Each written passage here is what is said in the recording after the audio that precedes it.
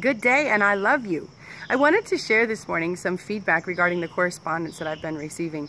Many of you have written to me talking about the energetic shifts that we're going through and how these changes in energy are manifesting as anxiety and depression with you. And I've had several men write to me and say, you know, anxiety is knocking at my door. Depression is at my door. I don't open the door to that. I don't go down like that. And I was like, well, why don't you entertain it? No.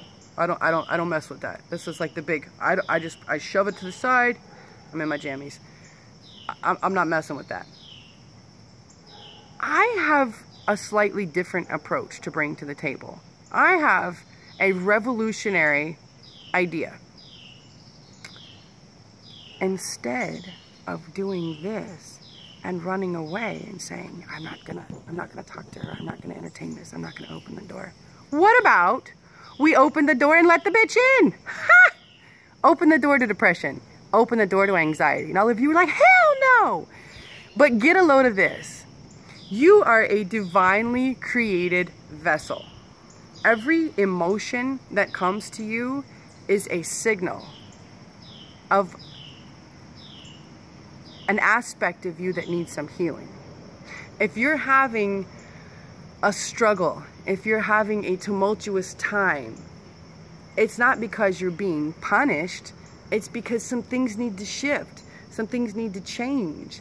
Maybe you need to represent in a different capacity so that you can serve yourself and the master plan in a greater way. So if depression is knocking at your door, it doesn't have to be this dark, oh my God, impending doom. We could look at it as, I have a visitor at my door, and visitors only come to my door when they need something. And that visitor is actually an aspect of self. Knocking at your door saying, hey, you've forgotten about me, and I really need some attention. I really need you to show up for me so we can heal and be whole. You know, there's all these parts of ourselves we had when we were smaller that often get pushed to the back burner as we grow older and develop a life of responsibilities and duties to family and things that we have to do versus what we want to do. And there's these parts of self that are like, hey, knock, knock, knock, knock. Do you not remember how good we were at this? Knock, knock, knock, knock.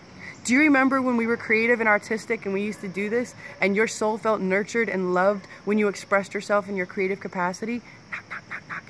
Do you remember that you need quiet time by yourself? Like, there's all these parts of self that we push to the back because we're busy. I'm not hearing you right now. If I open the door to you, you might run the whole house, right? But my experience is that's not been the case. You know, I lived a life where I tried so hard to remove the aspects of myself that I didn't like. But I could no more remove fear or remove any other emotion than I could cut off my right leg and expect to walk right. You wouldn't cut off your right leg and expect to walk right, right? So why would we think that we can remove inherent gifts from God that calibrate our very system? Why would we think we could take those away and be okay? It doesn't even work like that. So today, why don't you open the door and let anxiety, depression in? Set a place for her at the table. Make sure she understands she gets to sit at the table in that one place. She can eat off that plate with that fork and that spoon. That's it. She doesn't get to eat anybody else's food, and she doesn't get to take anyone else's spot at the table. So you see, at the table we have anxiety, we have depression, we have fear, but we also have joy, we also have happiness, we have capability, we have resourcefulness, we have love from others, love for self, love from source. There's all these places seated around the table.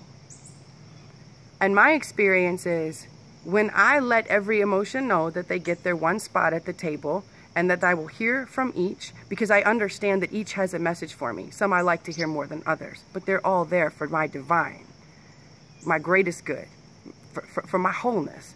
So I listen to each one. And if some of them start to get out of hand, I know you've probably had to excuse a child from the dinner table before so they can gather themselves. Well, sometimes that happens to some of my emotions. She can go get in her room till she can be nice and play with others.